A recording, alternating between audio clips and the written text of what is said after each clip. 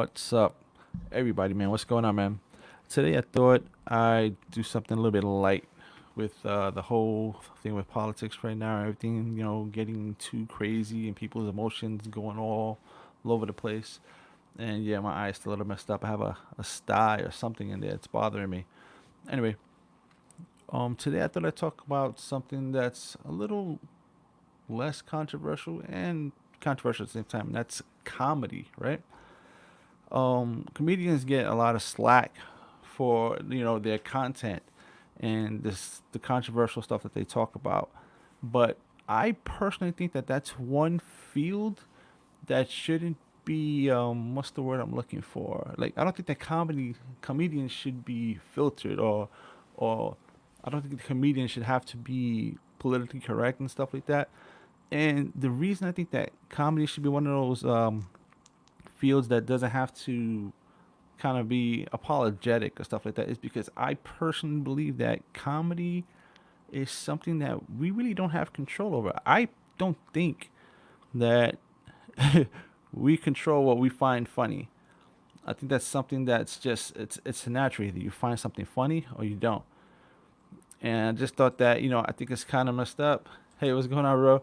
I think it's messed up that we give comedians a lot of shit for talking about stuff that we might think is offensive, and I think that's the thing that makes comedy you know different from everything else. It's that wow factor, that shock and awe. They say stuff that a lot of people, for the most part, are thinking but wouldn't dare say it out loud. So when you go see something in the comedy world and they say this stuff, we laugh because we can resonate. We understand it, we get it. And I think the fact that we try to censor comedians for the content or the topics that they talk about, isn't fair. Because comedy, what's going on? I love you too, bro. Like, I'll give you a perfect example. You ever seen somebody fall and bust their ass, right? You laugh. You don't know why you're laughing, and it's not because you're happy that they're hurt or something's wrong with them. It's just we don't know why we find certain things funny. You might think it's hilarious, and somebody might instinctively be like, "Oh my God, you're okay," but then somebody else will be like, "Oh, holy shit, they fell." Like, when it comes to comedy, we honestly don't know why we find certain things funny. So with that understanding, like, comedians should have an open field to do and say whatever they want. Like, no, nothing should be off topics, off limits. Nothing should be, they shouldn't have to be limited to their content material, because we don't control what we find funny. And that's my thing when it comes to comedy. Can you guys hear me okay? Sabir, Hamito, can you guys hear me? Because I was testing my mic and it was kind of low. So just give me a thumbs up if you can hear me. Or if it's too low, let me know. I gotta figure something out. I was trying to mess the mic earlier. I was testing it, and it was kind of low. Anyway, back to the content at hand. Like, when you go to watch a comedian, you gotta expect the unexpected. If you're too sensitive, all right, man. Thanks a lot. Appreciate it. If you're too sensitive, or if you can't take a joke, or if that's not your genre, then just stay away from it, right? And that's gonna lead into another topic that I want to talk about later, which is basically can people really affect the way you feel, right? We talk about, do words have power? And for me, that's a yes or no, right? And the reason I say do words have power is, right, because I personally believe that words only have the power that you attribute to them. Like, if somebody says something that, if somebody's trying to offend you, right, they're only successful if you choose to be offended. And that's a fact. Being offended, in my opinion, is the choice. If you guys agree or disagree, let me know. Now, you can choose to have tough skin, and you can choose to take that power away from someone. If someone's trying to be malicious toward you, or trying to hurt your feelings, like, they cannot succeed unless you allow them to succeed. If someone tells me I'm ugly or fat, right? Those words have no value. Only the value that I attribute to those words. If I find value in what they're saying, then yes, they're gonna be successful in offending me. But I cannot personally be offended if I choose not to be offended. And there's power in that. There's real power in that. That's something that we should try to teach our kids and try to bestow on them, try to help them, you know, be stronger, self confident individuals and understand that someone else's opinion or someone else's view shouldn't affect them so strongly where, it's crazy. That's why that's why comedy is so special in that way, right? Because they're going for that shock and awe, that holy shit, oh my god, no, he didn't just say that. And that's kind of the nature of the job, right? To say things that are so outlandish, just so crazy, and that just to point out the things that are going on in the world and try to. And the reason we find it funny is because we can relate to it, and it's just we just can't believe that someone's talking about things that we secretly also think about or talk about or can relate. Comedy is not funny if we don't relate to it or we don't understand what they're talking about. It's just simple as that. So for us to kind of like put a filter or dictate what comedians can and can't do, I think that's one of those fields that is just not fair.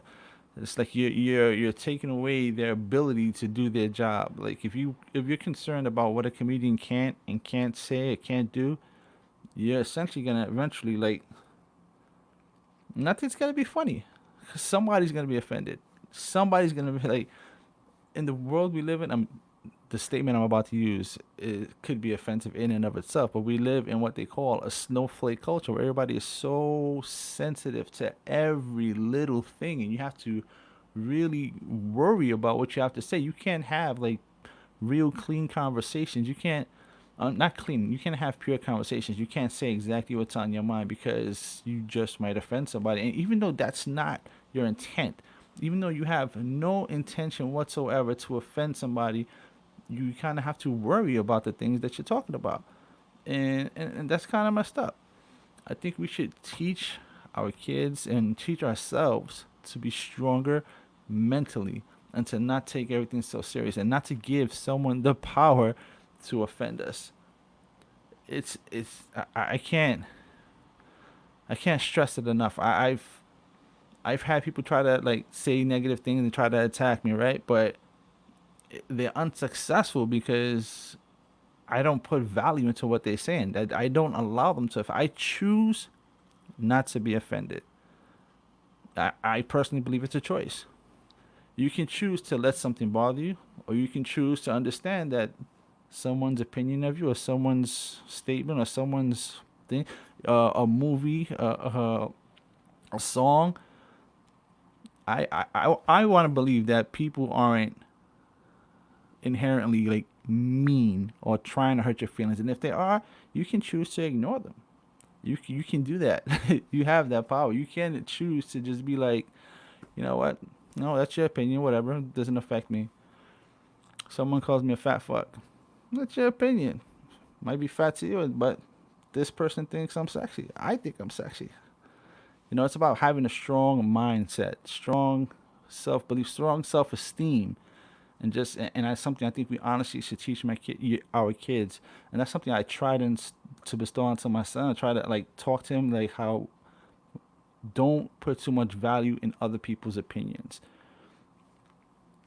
and I think there's real power in that, real strength in that. I think that's something that we could really benefit from is teaching ourselves and our children to just have tougher skin and to not to put too much value in other people's opinions, which is kind of hard because like in school you have that whole culture where they're looking for that pat in the back. Oh, good job. Oh, here's a star. Oh, everybody's competing for the approval or attention of the teacher and whatnot. So maybe that's where the change needs to be. Stop trying to look for that approval and understand that you are enough, and that's good enough. That's a good place to start.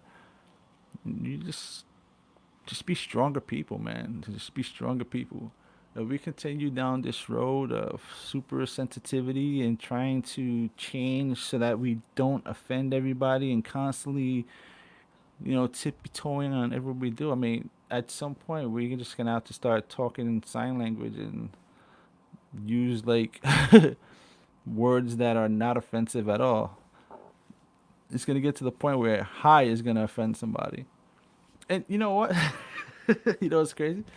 I think we almost at that point because when it comes to like men and women, right? I don't think that a man can say to a woman in the street hello without her thinking that he's trying to holler at her, right?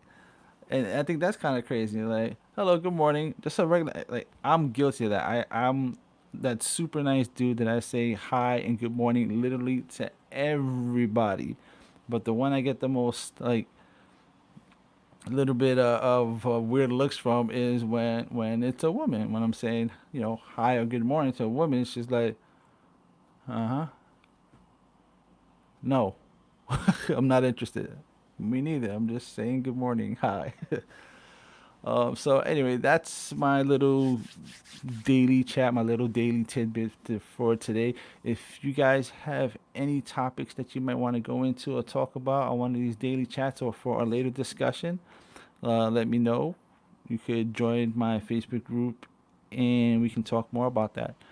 So until next time, take care, guys, and have a fantastic evening. Thank you, guys. Thank you, my bros, for showing up. Appreciate you guys. Love the support, man. I feel the love. I feel the love.